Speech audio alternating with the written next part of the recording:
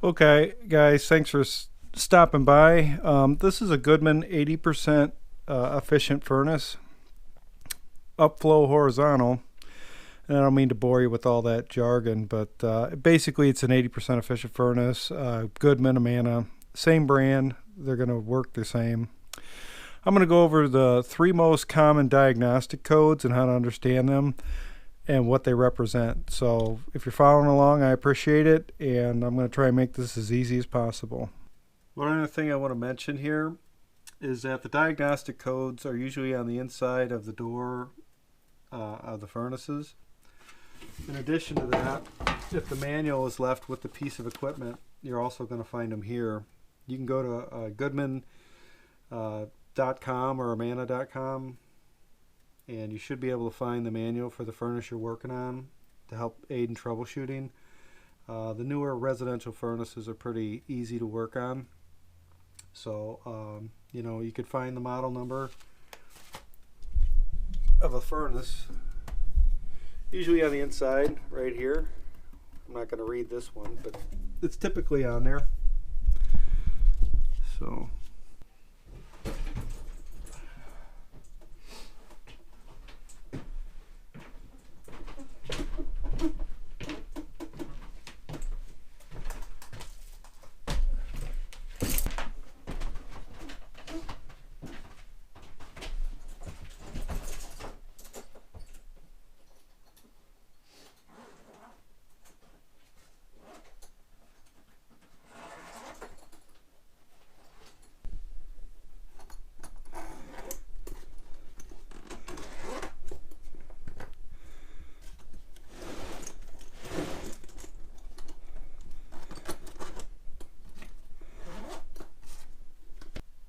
okay, I took the blower door off just so you could see the circuit board on this furnace to help aid in troubleshooting. I got the power off at the moment.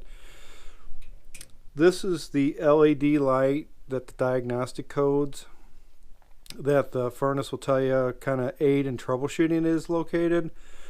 And for this video, I'm going to use a furnace fooler so I can actively show you the diagnostics without taking the door back off.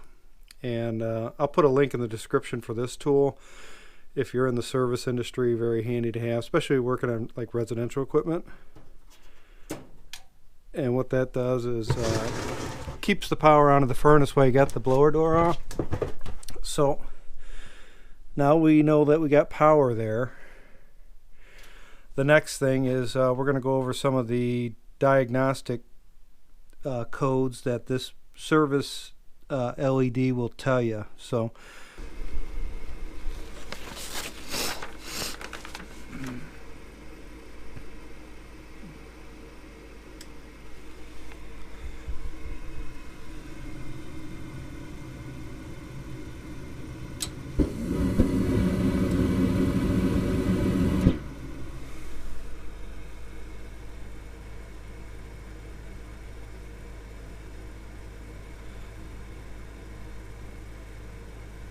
furnace is going to cycle a few times before it locks out, and then we'll get that diagnostic code on this LED on the circuit board.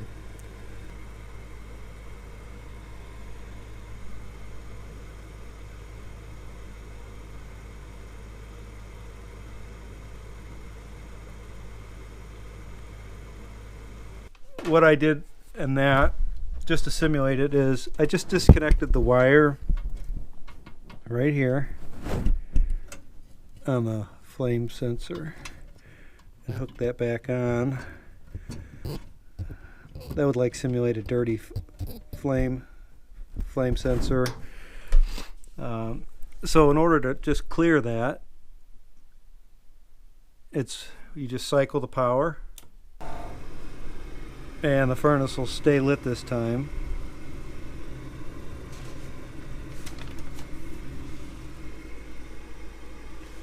This isn't a Goodman or Amana 80% upflow horizontal furnace. The reason I like Amana and Goodman is they're really easy to work on. The parts are inexpensive, and with a little bit of the basics, you know, you can fix these things relatively easily. Now we're going to simulate another code.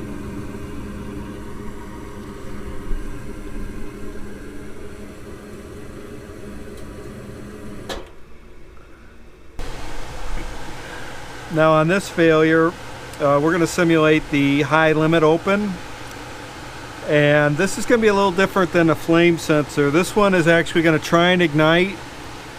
It's going to turn on the hot surface igniter, but it's never going to open the gas valve or fire, which is different than a flame sensor failure. Alright, this is going to show you exactly how the furnace behaves with an open high limit.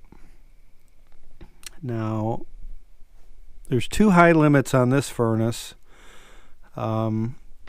Typically you're going to always have one by the heat exchanger here. Let me move some of these wires out of the way. I don't know if you can see it. See if I can get a better angle at it. So right there with the two red wires. This is the high limit there. But then Goodman and Amana sneaky. They put another one sometimes on the sides of the blower housing up here. Could be a manual reset. And they also put one on the blower housing. They did. So I disconnected that to show you how the furnace would behave. So typically a high limit is going to trip due to lack of airflow. A lot of times that could be a dirty air filter. It could mean maybe you have a bad blower motor. Typically I'm going to look for dirty air filter first. Do I have registers inside the space, home, closed? Is something blocking the return register? Sometimes people put furniture in it. But that's what I'm going to look at first. So I wouldn't necessarily condemn the blower motor just yet. And one easy way to check that out is to just turn the thermostat from auto to on. And if the blower motor is wired correctly, it should just come on. Alright, here's an added tip that service professionals use, so we don't have to run up and down from attics and through the house. Like if we want to cycle the heat, say we're working on heat and we're diagnosing it, we're going to use a jumper from R to W. R to W. And that is basically taking the thermostat out of the circuit. So I'm going to do that. I've disconnected the pressure switch control wire to simulate a pressure switch that's not closing. So we're going to jump out. Be careful. This is low voltage, 24 volts. Can shock you, but it's not like high voltage. So we're going to jump that out and the furnace should start. Okay, cycle the heat. The first thing that's going to happen if my furnace is working correctly is my draft motor is going to come on. And once the draft motor comes on, it's looking to prove I've got an open flue pipe by this pressure switch. Now I've disconnected it, so nothing should happen because I can't verify that the flue pipe is open.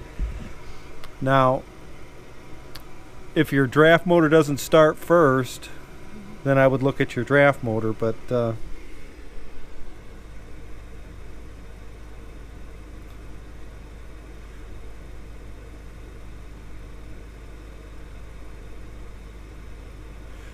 so we're getting a 3 flash on the LED.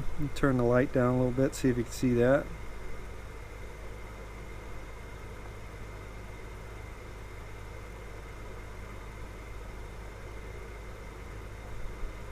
Okay, hopefully you've seen that. So on the Goodman and Amana, a 3 flash means pressure switch stuck open. Now I simulated that pressure switch being stuck open because I disconnected it, but I'll plug it back in and then we'll see if the furnace fires up.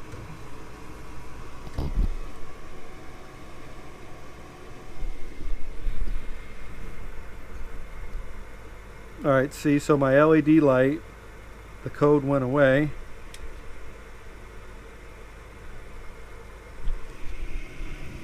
And now the heat's going to come on.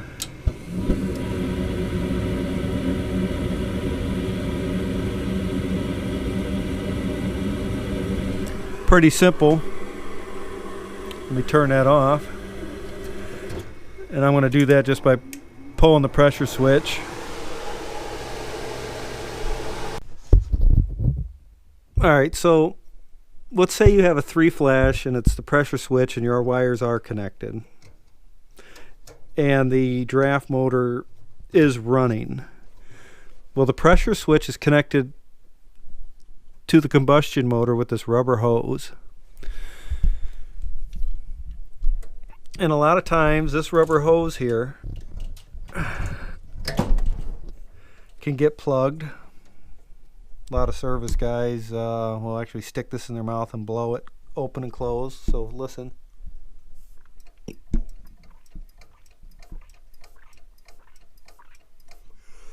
Okay, so that tells me my pressure switch is cycling. But a lot of times you can get dirt, debris, and spider webs right in that little thing. And you want to take a paper clip, bobby pin, and you want to just stick it in there and make sure it's open. Like that.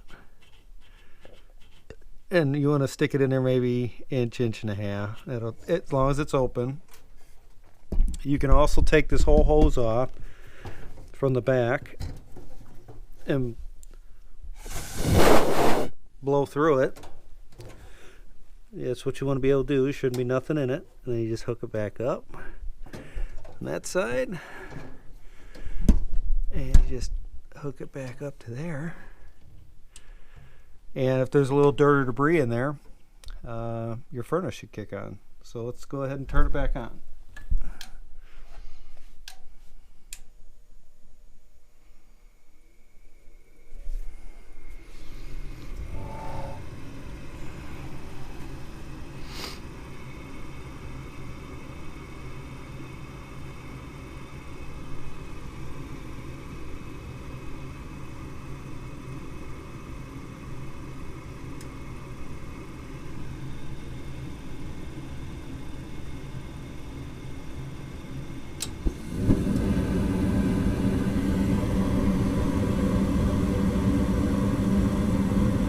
Okay, for in the last code that I'm going to make the furnace throw on the LED is pressure switch stuck closed.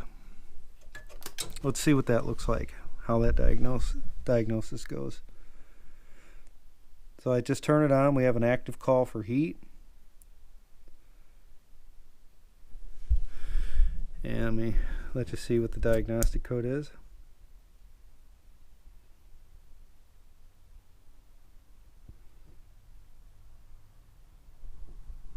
Okay, so that's a 2-flash. And what a 2-flash means is, like, let's say you had high winds. Sometimes that happens. And this is the flue pipe. Let's say the air from outside was blowing so hard that it actually made this switch stick open, because sometimes these little diaphragms in here will get stuck. So what you do with that is similar to the other one. Is what I would do is I'd take that hose off here and I'd suck and blow on it, make sure it opened and closed again, and then the furnace should start.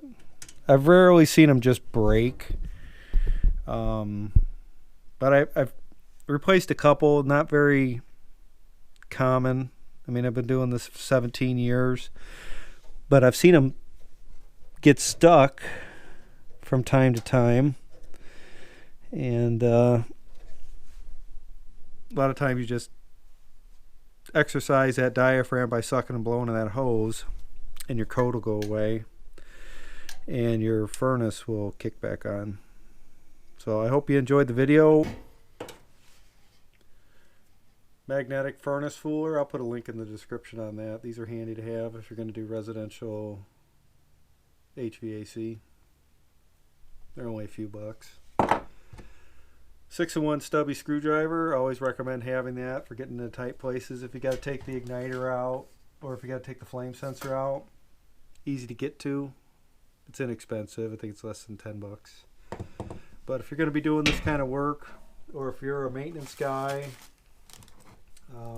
you know, it might be something you want to consider purchasing. Make your life a little easier.